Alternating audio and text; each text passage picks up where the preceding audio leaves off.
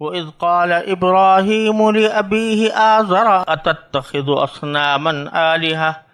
إِنِّي أَرَاكَ وَقَوْمَكَ فِي ضَلَالٍ مُبِينٍ وَكَذَلِكَ نُرِي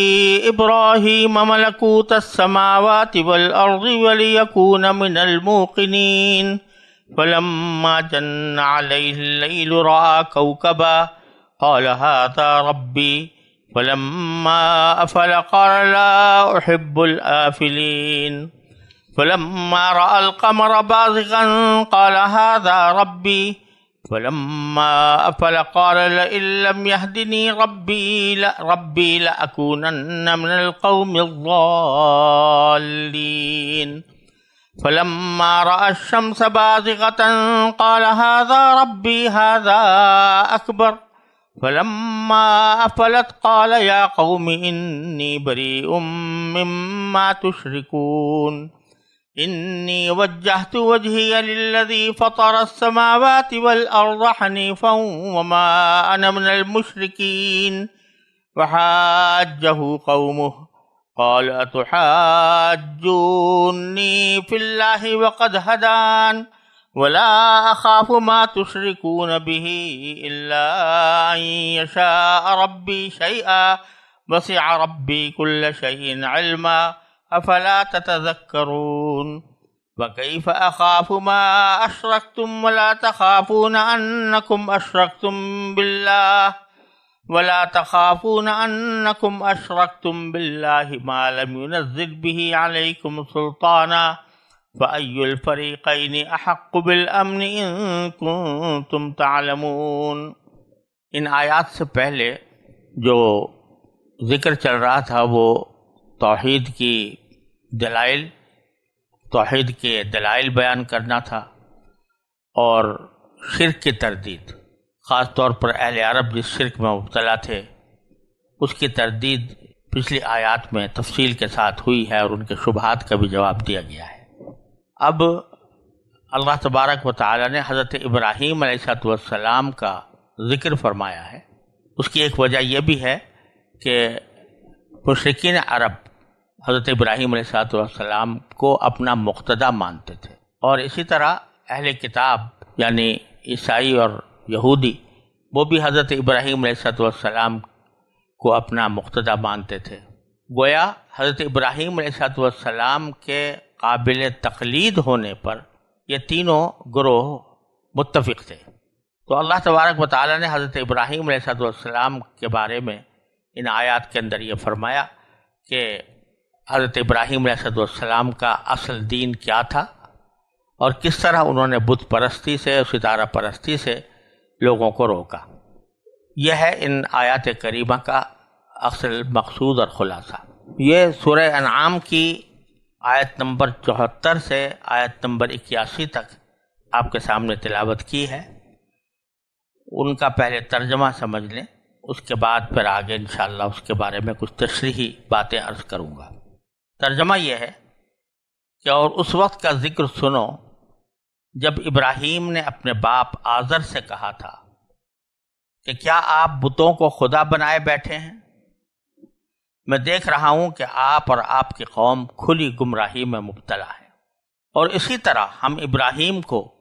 آسمانوں اور زمین کی سلطنت کا نظارہ کراتے اور مقصد یہ تھا کہ وہ مکمل یقین رکھنے والوں میں شامل ہوں۔ چنانچہ جب ان پر رات چھائی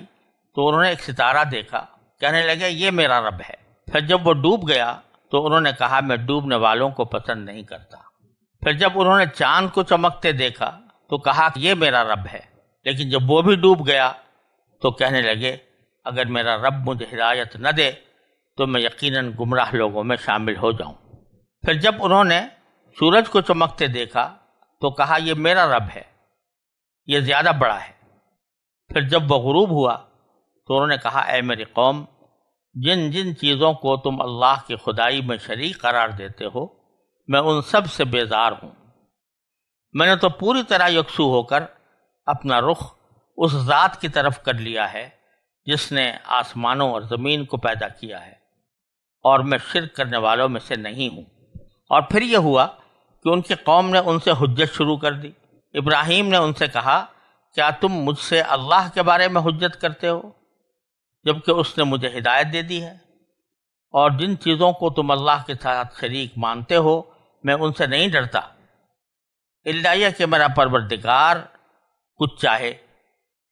میرے پروردگار کا علم ہر چیز کا احاطہ کیے ہوئے ہے، کیا تم پھر بھی کوئی نصیحت نہیں مانتے؟ اور جن چیزوں کو تم نے اللہ کا شریک بنا رکھا ہے میں ان سے کیسے ڈر سکتا ہوں جبکہ تم ان چیزوں کو اللہ کا شریک ماننے سے نہیں ڈرتے جن کے بارے میں اس نے تم پر کوئی دلیل نازل نہیں کی ہے۔ اب اگر تمہارے پاس کوئی علم ہے تو بتاؤ کہ ہم دو فریقوں میں سے کون بے خوف رہنے کا زیادہ مستحق ہے۔ ان آیات میں سب سے پہلے تو حضرت ابراہیم علیہ السلام کے تبلیغ اور دعوت کا ایک نرالا انداز ذکر کیا گیا ہے۔ پہلے تو جب انہوں نے دیکھا کہ میرے باپ آزر وہ شرک میں مبتلا ہیں، بت پرستی کرتے ہیں، تو پہلے اپنے گھر سے تبلیغ کا آغاز کیا، اور چونکہ باپ تھے اور گھر کے ماحول میں تھے تو وہاں کھل کر حضرت ابراہیم علیہ السلام نے اپنے باپ کو یہ نصیحت کی کہ اتتخذ اصناما آلہہ، کیا آپ بتوں کو اپنا خدا مانتے ہیں؟ بتوں کو معبود بنا رکھا ہے آپ نے۔ اور ساتھ ہی یہ بھی کہا کہ انی اراک وقومک فی ضلال مبین، میں تو یہ دیکھ رہا ہوں کہ آپ اور آپ کی قوم کھلی گمراہی میں مبتلا ہے۔ حضرت ابراہیم علیہ السلام کی اپنے والد سے جو گفتگو ہوئی وہ قرآن کریم میں کئی جگہ مذکور ہے، اور اس سے معلوم ہوتا ہے کہ کہیں انہوں نے محبت کے ساتھ، پیار کے ساتھ اور اپنائیت کے ساتھ اپنے والد کو دعوت دی تھی، اور اس وقت اپنے بیٹے ہونے کا بھی اظہار کیا تھا، اور یا ابتی کہہ کر، ابا جان کہہ کر ان کو خطاب کیا تھا۔ اور یہاں وہ جملہ مذکور ہے کہ جس میں ذرا زیادہ کچھ سختی معلوم ہوتی ہے، کہ پہلے تو یہ کہا کہ کیا آپ بتوں کو خدا بنائے بیٹھے ہیں، اور ساتھ ہی واضح الفاظ میں یہ بھی کہہ دیا کہ میں تو یہ دیکھ رہا ہوں کہ آپ بھی اور آپ کی قوم بھی ایک کھلی گمراہی میں مبتلا ہے۔ بظاہر یہ دعوت جو اپنے باپ کو دی تھی وہ مختلف مدارج سے گزری، جس میں محبت کا بھی انداز تھا، اپنائیت کا بھی انداز تھا، خیرخواہی کا بھی انداز تھا، اور بالآخر جب انہوں نے اس نصیحت کو قبول نہ کیا تو پھر ان کو کھلے الفاظ میں کہہ دیا کہ میں آپ کو گمراہی کے حالت میں دیکھ رہا ہوں اور آپ کی قوم کو بھی۔ اور اس وقت جو یہ بات کہی تو اللہ تبارک و تعالیٰ فرما رہے ہیں کہ یہ جو کچھ بھی حضرت ابراہیم علیہ السلام نے دعوت و تبلیغ کی وہ در حقیقت اس وجہ سے تھی کہ ہم نے ان کو وہ بصیرت عطا کر دی تھی کہ جس کے نتیجے میں وہ آسمان و زمین کی جتنی مخلوقات ہیں اور اس پر اللہ تعالیٰ کی جو بادشاہی ہے اس کو وہ ایک طرح سے کھلی آنکھوں دیکھتے تھے۔ وَكَذَلِكَ نُرِي إِبْرَاهِيمَ مَلَكُوتَ السَّمَاوَاتِ وَالْأَرْضِ، یعنی ہم ابراہیم کو اسی طرح آسمانوں اور زمین کی سلطنت کا نظارہ کراتے تھے۔ یہ نظارہ صرف آنکھوں سے دیکھنے کی بات نہیں ہے، بلکہ آنکھوں سے تو بہت سے لوگ دیکھتے ہیں کہ آسمان ہے اور زمین ہے اور ستارے ہیں اور سیارے ہیں، لیکن حضرت ابراہیم علیہ السلام کو اللہ تبارک و تعالی نے یہ ایک علم عطا فرمایا تھا کہ وہ ان سب کو پر غور کر کے بالآخر اس نتیجے پر پہنچتے تھے کہ اس ساری کائنات کا مالک حقیقی اللہ تبارک و تعالی ہے۔ اور یہاں اللہ تبارک و تعالی نے یہ نہیں فرمایا کہ وَكَذَلِكَ أَرَيْنَا إِبْرَاهِيمَ، کہ ہم نے ابراہیم علیہ السلام کو دکھایا نظارہ آسمان و زمین کی بادشاہی کا، بلکہ فرمایا نوری، ہم دکھاتے ہیں یا دکھاتے تھے ابراہیم علیہ السلام کو آسمان و زمین کی بادشاہی کا نظارہ۔ دکھاتے تھے میں یہ بات داخل ہے کہ اللہ تبارک و تعالیٰ کی عظمت، اس کے جلال، اس کی کبریائی، یہ ایسی چیز ہے کہ ایک لمحے میں آدمی وہ ساری کچھ نہیں دیکھ سکتا، سارا کچھ تو کبھی بھی نہیں دیکھ سکتا، لیکن تدریج کے ساتھ اور رفتہ رفتہ انسان اللہ تبارک و تعالیٰ کی ان نشانیوں پر متنبع ہوتا ہے جو اللہ تعالیٰ نے پوری کائنات میں پھیلائی ہوئی ہے۔ تو مطلب یہ تھا کہ ایک مرتبہ اللہ جل جلالہ کے خالق ہونے اور مالک ہونے پر یقین کرنے کے بعد بھی انسان اللہ تبارک و تعالیٰ کی صفات جلال و جمال و کمال، وہ اللہ تبارک و تعالیٰ کی ان صفات کو اللہ تعالیٰ مسلسل ان کو دکھایا جاتا تھا، اور جتنا جتنا اللہ تبارک و تعالیٰ کی قدرت کے بارے میں، ان کی آپ کی عظمت کے بارے میں، جلال کے بارے میں انسان غور کرتا ہے، اتنا ہی وہ اللہ تعالیٰ کی معرفت میں ترقی کرتا ہے۔ اسی کو صوفیاء کرام نے ان الفاظ میں تعبیر کیا ہے کہ ایک سیر الی اللہ ہوتی ہے اور ایک سیر فی اللہ ہوتی ہے۔ سیر الی اللہ کے معنی یہ ہے کہ انسان رفتہ رفتہ مخلوقات کو دیکھ کر یا دلائل کو دیکھ کر اللہ تعالیٰ تک پہنچ جائے۔ پہنچ جانے کا معنی یہ کہ اس بات کا اس کو یقین حاصل ہو جائے کہ اللہ تبارک و تعالیٰ ہی اس کائنات کے خالق و مالک ہیں، لیکن اس کے نتیجے میں ایمان لے آیا، اور ایمان لا کر اللہ تعالیٰ کی قدرت و عظمت پر پورا یقین ہو گیا۔ لیکن یقین کے باوجود اللہ تعالیٰ کی مکمل معرفت وہ ایک لامتناہی چیز ہے۔ تو ایمان لانے تک جو سفر انسان نے کیا وہ سیر الی اللہ کہلاتا ہے، اللہ تعالیٰ تک پہنچ جانا۔ لیکن پہنچنے کے بعد اللہ تبارک و تعالیٰ کی صفات جلال و جمال و کمال اور قدرت اور علم،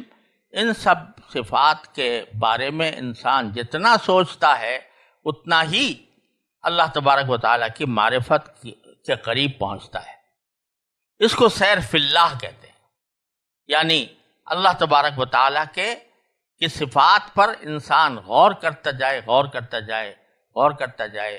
تو جوں غور کرتا جائے گا اس کی معرفت بڑھتی چلی جائے گی۔ تو یہاں نوری کا لفظ استعمال کر کے اللہ تبارک و تعالیٰ سیر فی اللہ کی طرف بظاہر اشارہ فرما رہے ہیں کہ صرف اتنا نہیں ہے کہ ایک مرتبہ دیکھ کر وہ ایمان لے آئے، بلکہ کذالک نوری، ہم ان کو دکھاتے رہتے تھے، ابراہیم علیہ السلام کو آسمان و زمین کی بادشاہی، یعنی اللہ تبارک و تعالیٰ کی صفات عظمت و جلال اور اس کے مظاہر پر حضرت ابراہیم علیہ السلام غور کرتے ہوئے سیر فی اللہ کے سفر میں تھے۔ وَلِيَكُونَ مِنَ الْمُوقِنِينَ، اور تاکہ وہ مکمل یقین کرنے والوں میں ہو جائیں۔ ایک تو ہوتا ہے ایمان لے آنا، ایمان کے معنی بھی یقین ہی کے ہوتے ہیں ایک طرح سے، لیکن یقین کے بھی مختلف درجات ہیں۔ ایک یقین وہ ہے کہ ایمان تو لے آئے ہیں، لیکن وہ کبھی کبھی اس میں وسوسے آ جاتے ہیں، اور اس وسوسے کی وجہ سے آدمی تھوڑا پریشان رہتا ہے۔ لیکن جب ایمان اس درجہ قلب میں راسخ ہو جائے کہ اس پر کوئی وسوسہ بھی وارد نہ ہو، تو یہ ایقان کے درجے تک پہنچتا ہے۔ تو یہاں فرمایا کہ ہم یہ جو کچھ نظارے کراتے تھے ابراہیم علیہ السلام کو، یہ اس کا ایک مقصد یہ تھا کہ ان کے اندر وہ ایقان کی کیفیت پیدا ہوتی چلی جائے، اطمینان قلب اس درجہ ہو جائے کہ وسوسوں سے بھی وہ دور ہو جائے۔ یہاں یہ بات بھی قابل ذکر ہے کہ یہاں وَلِيَكُونَ مِنَ الْمُوقِنِينَ فرمایا گیا ہے، لفظی ترجمہ اس کا یہ ہے کہ اور تاکہ وہ یقین کرنے والوں میں شامل ہو جائیں۔ اور سے پہلے جو معطوف علیہ ہے وہ یہاں پر موجود نہیں ہے، اور بظاہر محذوف اس لیے ہے کہ یہ بات سیاق کلام سے معلوم ہو رہی ہے کہ ہم نے ان کو آسمان و زمین کی بادشاہی اس لیے دکھائی تھی تاکہ وہ اپنی قوم پر حجت تام کر سکے، اور تاکہ خود بھی یقین کرنے والوں میں ہو جائیں۔ اس کے نتیجے میں انہوں نے ایک دلچسپ مظاہرہ کیا اپنی قوم کے ساتھ۔ پیچھے اپنے باپ کو تبلیغ کی تھی، اور اس کے بعد جب قوم سے تبلیغ کرنے کا مرحلہ آیا تو وہاں پر اس طرح کے الفاظ استعمال نہیں کیے فوراً جو حضرت ابراہیم نے اپنے باپ کے لیے کیے تھے کہ انی اراک و قومک فی ضلال مبین، بلکہ ان کو تدریجاً حکمت کے ساتھ حق تک پہنچانے کے لیے ایک لطیف طریقہ اختیار کیا۔ وہ یہ کہ جب ان پر رات چھائی، یعنی رات آ گئی، تو رآ کوکبا، انہوں نے ایک سیارے کو دیکھا۔ ستارے کے لیے لفظ نجم بھی آتا ہے اور کوکب بھی آتا ہے۔ نجم عام ستاروں کو کہتے ہیں، اور کوکب عام طور سے صرف سیاروں کو کہا جاتا ہے۔ سیارہ دیکھا کیونکہ ان کی قوم ستارہ پرست بھی تھی، یعنی ستارے کو پوجتی تھی۔ پیچھے حضرت ابراہیم نے جو اپنے باپ سے کہا تھا اس میں یہ کہا تھا کہ آپ بتوں کو پوجتے ہیں، ان کو آپ نے معبود بنا رکھا ہے، یہ گمراہی کی بات ہے۔ اور یہاں قوم سے جو خطاب کیا اس میں ان کی ستارہ پرستی کی طرف رجوع کیا۔ بات در حقیقت یہ ہے کہ جو خاص طور سے حضرت ابراہیم علیہ السلام کے زمانے میں جو بت پرست تھے وہ بھی، اور بعد میں بھی جو بت پرست ہوتے رہے وہ بھی، اصل میں جو پتھروں کو پوجتے ہیں، پتھروں کے بتوں کو، تو اتنی بات تو ان کو بھی بدیہی طور پر معلوم ہے کہ یہ ہم نے خود اپنے ہاتھ سے بنائے ہیں، ان کو خدا کیسے کہہ دیں ہم، جو ہمارے ہاتھ کی مخلوق ہے وہ خالق کیسے ہو جائے گی۔ لیکن حقیقت یہ ہے کہ وہ اصل میں جو معبود قرار دیتے تھے وہ ستاروں کو قرار دیتے تھے، خاص طور سے سیاروں کو۔ وہ کہتے تھے کہ اس عالم کا سارا نظام ان ستاروں کے ذریعے چل رہا ہے، اور خاص طور پر سیارے جو ہیں وہ اس نظام کو چلا رہے ہیں۔ اللہ تعالیٰ کو ضرور مانتے تھے، لیکن کہتے تھے کہ اللہ تبارک و تعالیٰ نے سارا نظام ستاروں کے سپرد کر دیا ہے۔ جیسے کہ علم نجوم کے اندر لوگ یہ بات کہتے ہیں کہ ستارے ہی سب سے زیادہ مؤثر ہیں اس کائنات میں، تو وہ ستاروں کو حقیقت میں پوجنا چاہتے تھے۔ اب ستاروں کو پوجنے کے لیے وہ ان کی پہنچ تو ستاروں تک ہے نہیں کہ وہاں جا کر ان کو پوجیں، لہذا انہوں نے پتھر کے بت اس لیے تراشے تھے کہ ان کو ایک طرح سے انہوں نے اس سیاروں کا ایک متمثل وجود قرار دے دیا تھا کہ یہ فلاں ستارے کا وجود ہے، یہ فلاں ستارے کا وجود ہے، یہ فلاں ستارے کا وجود ہے۔ تو اس واسطے اصل بنیاد تھی ستارہ پرستی، جو پھر بعد میں بت پرستی کی طرف منتقل ہو گئی۔ لہذا حضرت ابراہیم علیہ السلام نے جب اپنی قوم کے ساتھ مناظرے کی یا بحث کی یا ان کو تبلیغ کی ابتدا کی، تو انہوں نے اس ستارہ پرستی پر ضرب لگانے کی ضرورت سمجھی کہ پہلے ستارہ پرستی کو اگر باطل کر دیا جائے تو پھر یہ بت پرستی خود بخود باطل ہو جائے گی۔ لہٰذا جب رات کا وقت آیا تو انہوں نے ایک ستارہ دیکھا، سیارہ دیکھا، تو اس کو دیکھ کر اپنی قوم کے سامنے یہ کہا کہ ھذا ربی، یہ میرا پروردگار ہے۔ بظاہر تو یہ کلمہ کفر کا ہے، لیکن در حقیقت یہ کہا جا رہا ہے کہ بقول تمہارے وقول، تمہارے عقیدے کے مطابق یہ میرا پروردگار ہے۔ تو خدا نخواستہ یہ مقصد نہیں تھا کہ وہ خود اپنے اعتقاد کا اظہار کر رہے ہوں، بلکہ مخاطبوں کے اعتقاد کو انہوں نے اس طرح تعبیر کیا کہ تمہارے قول کے مطابق چلو میں مان لیتا ہوں بفرض محال کہ یہ میرا پروردگار ہے، کہہ دیا۔ کچھ عرصے کے بعد وہ ڈوب گیا ستارہ، فلما افلا، جب وہ ڈوب گیا تو قال اللہ احب الآفلین، تو انہوں نے کہا بھائی میں ڈوبنے والوں کو تو پسند کرتا نہیں۔ کیا معنی کہ جو وجود اپنے آپ کو ہمیشہ قائم نہ رکھ سکتا ہو، بلکہ کبھی طلوع ہو کبھی غروب ہو، اور کبھی اس کے اوپر کوئی حالت طاری ہو کبھی دوسری حالت طاری ہو، تو وہ خدا نہیں ہو سکتا، لا احب الآفلین۔ بعد میں چاند طلوع ہوا، فلما رأى القمر بازغا، جب چاند کو چمکتے ہوئے دیکھا تو قال ھذا ربی، پھر انہی کے بقول کہا کہ تمہارے بقول یہ میرا پروردگار ہے۔ فلما افلا، جب وہ بھی ڈوب گیا تو اس وقت فرمایا کہ لئن لم یہدنی ربی لأکونن من القوم الضالین، اگر میرا پروردگار مجھے ہدایت نہ دے تو میں یقیناً گمراہ قوم میں شامل ہو جاؤں گا۔ یعنی ایک طرح سے جو رد عمل ستارے کے ڈوبنے پر ظاہر کیا تھا وہی رد عمل ذرا زیادہ وضاحت کے ساتھ چاند کے ڈوبنے پر آپ نے ظاہر فرما دیا۔ فلما رأى الشمس بازغة، جب سورج کو چمکتے دیکھا تو اس وقت کہا ھذا ربی ھذا اکبر، چلو اب میں مانتا ہوں تمہارے قول کے مطابق، میں فرض کر لیتا ہوں کہ یہ میرا پروردگار ہے، کیونکہ یہ زیادہ بڑا معلوم ہو رہا ہے ستارے سے بھی اور چاند سے بھی۔ لیکن ایک وقت آیا کہ سورج بھی ڈوب گیا۔ فلما افلت، جب وہ بھی ڈوب گیا تو قال، تو اس وقت میں اپنی اصل حقیقت اور دعوت کو ظاہر فرمایا کہ یا قوم انی بریء مما تشرکون، اے میری قوم اب میں اپنے آپ کو بری کرتا ہوں، بیزار ہوں میں ان تمام چیزوں سے جن کو تم اللہ تعالیٰ کا شریک قرار دیتے ہو۔ تو یہ تدریج کا طریقہ اختیار فرمایا حضرت ابراہیم علیہ السلام نے، یہ حکمت کا طریقہ کہ کوئی یہ نہ سمجھے کہ میں نے ایک دم سے جو کچھ تم کر رہے تھے سب کو بالکل ہی شروع سے ہی باطل سمجھ لیا تھا، لہذا اس کے رد کرنے کے لیے جو طریقہ بھی سمجھ میں آئے وہ اختیار کروں گا، اور گویا میں کسی بات پر ہٹ دھرم ہوں کہ اس ہٹ دھرمی کی بنیاد پر میں تمہیں دعوت دے رہا ہوں، بلکہ طریقہ حکمت کے ساتھ ایسا اختیار کیا کہ چلو تھوڑی دیر کے لیے فرض کر لیتے ہیں کہ یہ پروردگار ہے،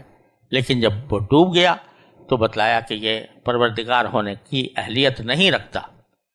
اشارہ اس طرح فرما دیا کہ جو پروردگار ہوتا ہے، جو خالق کائنات ہے، اس پر تغیرات لاحق نہیں ہوتے۔ تغیرات حوادث کی صفت ہے، ان چیزوں کی صفت ہے جو فنا ہونے والے ہیں، اور جو خدائے واحد و قہار ہے اس میں کوئی تغیر نہیں آتا، نہ تغیر آ سکتا ہے۔ خدا تو وہی ہوگا جس کے اوپر کوئی تغیر طاری نہ ہو، وہ جیسا ہے ویسا ہی ہے اور ویسا ہی رہے گا، اس میں کوئی تبدیلی نہیں آ سکتی۔ تو جب یہ بات ان کے اوپر ایک واضح کر دی، پھر آنکھوں سے دکھا کر، تو پھر بعد میں بڑے خوبصورت انداز میں فرمایا کہ انی وجہت وجہی للذی فطر السماوات والارض، میں نے تو اپنا رخ کر لیا ہے اس ذات کے لیے کہ جس نے آسمان و زمین کو پیدا کیا، اور میں نے یہ کام یکسو ہو کر کیا، حنیفاً، یعنی بالکل یکسو ہو کر۔ اب میرے دل میں کوئی اور وسوسہ بھی نہیں ہے، بلکہ میں پوری دل جمی کے ساتھ اللہ تبارک و تعالیٰ کی طرف رخ کرتا ہوں، وما انا المشرکین، اور میں مشرکوں میں شامل نہیں۔ یہاں ایک بات قابل غور یہ ہے کہ انی وجہت وجہیہ للذی فطر السماوات، جب ہم یہ کہتے ہیں کہ ہم نے فلاں کی طرف رخ کر لیا، تو عام طور سے عربی زبان میں اس کے لیے الی استعمال ہوتا ہے۔ انی وجہت وجہیہ الی الذی فطر السماوات ہونا بظاہر چاہیے تھا کہ میں نے اپنے چہرے کا رخ اس ذات کی طرف کر لیا ہے جس نے آسمان و زمین پیدا کیے، لیکن یہاں لفظ استعمال ہوا ہے للذی، اس کے لیے کر لیا۔ وجہ اس کی یہ ہے کہ اگر الہ کہا جائے تو الہ کا مطلب یہ ہوتا ہے کہ ایک شخص سفر کر کے ایسی جگہ سے سفر کر رہا ہے جو ابھی منزل وہاں پر موجود نہیں ہے، اور پھر کسی وقت آئے گی تو وہاں پر وہ پہنچے گا۔ باری تعالیٰ کی تو کوئی حد و نہایت نہیں ہے، لہذا ایسا نہیں ہے کہ اللہ تبارک و تعالیٰ کہیں ایک جگہ پر بیٹھے ہوئے ہوں اور انسان سفر کر کے وہاں تک پہنچے، تو وہاں اللہ تعالیٰ حیز اور مکان سے بالا تر ہیں، ان کے بارے میں نہیں کہا جا سکتا کہ کسی خاص جہت میں وہ بیٹھے ہوئے ہیں، لہذا وہاں الہ کا لفظ استعمال کرنا باری تعالیٰ کی شان کے خلاف، بخلاف لام کے کہ للذی جب کہا گیا تو میں نے اپنا چہرہ کر لیا ہے جھکا کر اس کے آگے، کیونکہ لام عام طور سے آتا ہے جب کسی چیز کو جھکایا جاتا ہے تو اسلم لہو تو کہا جاتا ہے اسلمت لرب العالمین، تو اس کے معنی یہ ہوئے کہ میں نے اپنا رخ کر لیا ہے، اپنے آپ کو جھکا کر اس ذات کے آگے کہ جس نے تمام آسمان و زمین کو پیدا کیا۔ تو اشارہ اس طرف ہو رہا ہے کہ جب مثلا ہم نماز پڑھتے ہیں تو بے شک کعبے کی طرف رخ کرتے ہیں، لیکن کعبے کی طرف رخ کرنے کا معنی یہ نہیں ہے کہ اللہ تعالیٰ کعبے میں بیٹھے ہوئے ہیں، بلکہ رخ کرنے کا معنی یہ ہے رخ اس طرح کرنا چاہیے کہ اپنے سارے وجود کو اللہ تعالیٰ کے سامنے جھکا دے انسان۔ انی وجہت وجہیہ للذی فطر السماوات والارض حنیفا وما انا من المشرکین۔ اسی لیے یہ آیت کریمہ ایسی ہے جس کے بارے میں رسول کریم صلی اللہ علیہ وسلم سے منقول ہے کہ آپ نماز شروع کرتے وقت یہ آیت پڑھا کرتے تھے۔ امام شافعی رحمۃ اللہ علیہ تو فرماتے ہیں کہ تکبیر کہنے کے بعد، اللہ اکبر کہنے کے بعد اس کو پڑھنا چاہیے، اور حنفیہ کہتے ہیں کہ تکبیر سے پہلے جب آدمی کھڑا ہو اور ابھی تکبیر نہ کہی ہو تو اس وقت کہنا چاہیے۔ بہر صورت دونوں صورتیں جائز ہیں، شروع میں کہہ لے تو بھی اور بعد میں کہے تو بھی، دونوں صورتیں جائز ہیں۔ یہ اس لیے تاکہ انسان کو اس بات کی طرف متوجہ کیا جائے کہ وہ اللہ تعالیٰ کی طرف رخ کر رہا ہے، یعنی اس کی طرف نہیں بلکہ اس کے آگے اپنے آپ کو جھکا رہا ہے، اس کے حکم کا تابع دار بن رہا ہے، فرما بردار بن رہا ہے۔ تو یہی الفاظ حضرت ابراہیم علیہ السلام نے ساری قوم کے سامنے فرما دیے اس سارے تدریج کے ساتھ یہاں تعلیم بھی دے دی کہ جب انسان تبلیغ کرے کسی کو یا دعوت دے تو ایک دم سے کوئی ایسی بات نہ کہہ دے جس سے لوگ متنفر ہو جائیں، بلکہ آدمی کو پہلے تدریج اور حکمت کے ساتھ کام کرنا چاہیے کہ رفتہ رفتہ وہ لوگوں کو حق کی طرف مائل کرے۔ پھر فرمایا کہ وحاجہ قومہ، یہ ساری کچھ دلائل بیان کرنے کے باوجود حضرت ابراہیم کی قوم نے ان کے ساتھ جھگڑا کیا یا ان کے ساتھ حجت کی یا مباحثہ کیا۔ تو جواب میں حضرت ابراہیم علیہ السلام نے فرمایا اتحاجونی فی اللہ، کیا تم میرے ساتھ حجت بازی کر رہے ہو اللہ کے بارے میں؟ وقد ہدان، جبکہ اس نے مجھے ہدایت دے دی ہے۔ تو اشارہ اس طرف ہے کہ جب دلائل سارے کچھ بیان کر دیے گئے، اس کے باوجود بھی اگر کوئی شخص بحث مباحثہ کرنا چاہتا ہے تو صحیح طریقہ یہ ہے کہ پھر بحث میں پڑھنے کی ضرورت نہیں ہے۔ اس صورت میں آدمی کہہ دے بھائی جو بات کہنی تھی مجھے میں نے وہ کہہ دی ہے، اب تم مانو یا نہ مانو، لیکن میں تو اللہ تعالیٰ کے فضل و کرم سے ہدایت تک پہنچ چکا ہوں، میں تمہارے پر اس پر مزید بحث کرنے کے لیے تیار نہیں ہوں۔ کیونکہ جب بحث کرنے پر کوئی شخص آ جائے اور دل میں یہ ہو کہ ہر حالت میں مجھے دوسرے کی بات نہیں ماننی، تو پھر اس کے ساتھ وقت ضائع کرنے سے کوئی حاصل نہیں۔ اس لیے فرمایا کہ کیا تم کرتے ہو، یعنی یہ اب بحث کرنا تمہارا یہ غلط ہے اور میں اس کے اندر شریک نہیں ہونا چاہتا۔ اور جہاں تک اس بات کا تعلق ہے میری قوم جو ہے مجھے یہ ڈراوے دے رہی ہے اور یہ دھمکیاں دے رہی ہے کہ اگر میں اللہ کے ساتھ ان بتوں کو یا ان ستاروں کو شریک نہیں کروں گا تو وہ میرے اوپر کوئی مصیبت ڈال دیں گے، تو خوب سمجھ لو ولا اخاف ما تشرکون بہ، جن چیزوں کو تم نے اللہ کے ساتھ شریک قرار دے رکھا ہے میں ان سے نہیں ڈرتا۔ الا ان یشاء ربی شیئا، ہاں اگر میرا پروردگار ہی کچھ چاہے مجھے تکلیف پہنچانا تو بے شک اس کی مشیت ہے، وہ مجھے تکلیف پہنچا سکتا ہے، لیکن تمہارے یہ من گھڑت دیوتا اور خدا یہ مجھے کوئی تکلیف نہیں پہنچا سکتے۔ وسع ربی کل شیء علما، اور سوال پیدا ہوا کہ بھئی اللہ تعالیٰ ہی تمہیں کیوں تکلیف پہنچائیں گے؟ تو اس کا جواب دے دیا کہ میرا پروردگار کا علم ہر چیز پر محیط ہے، لہذا اگر کوئی مجھے تکلیف پہنچانا چاہتا ہے وہ اپنی مشیت کے تحت تو یقیناً اس کی حکمت کے عین مطابق ہوگا، وہ جس چیز کو بہتر سمجھے گا اپنی حکمت بالغہ کے ذریعے وہ کرے گا، تو مجھے اس پر کوئی اعتراض کا حق نہیں۔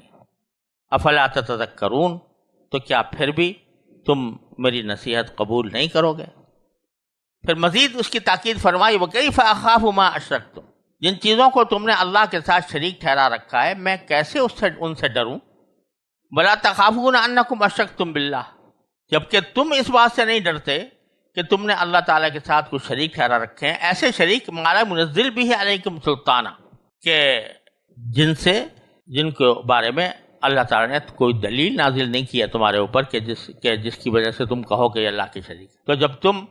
اپنے پروردگار سے نہیں ڈر رہے شرک کے نتیجے میں تو میں تمہارے من گھڑت دیوتاؤں سے کیوں ڈروں؟ خود سوچ لو فأی الفریقین احق بالامن، کہ ہم دونوں فریقوں میں سے کون اس بات کا زیادہ مستحق ہے کہ وہ بے خوف رہے؟ ان تم تعلمون، اگر تم سمجھ رکھتے ہو تو خود اس کو تمہیں سمجھنا چاہیے کہ میں تمہارے من گھڑت دیوتاؤں سے نہیں ڈرتا، اور تمہیں ڈرنا چاہیے اللہ تعالیٰ سے کہ تم اس کے ساتھ کسی کو شریک ٹھہرا رکھا ہے۔ وآخر دعوانا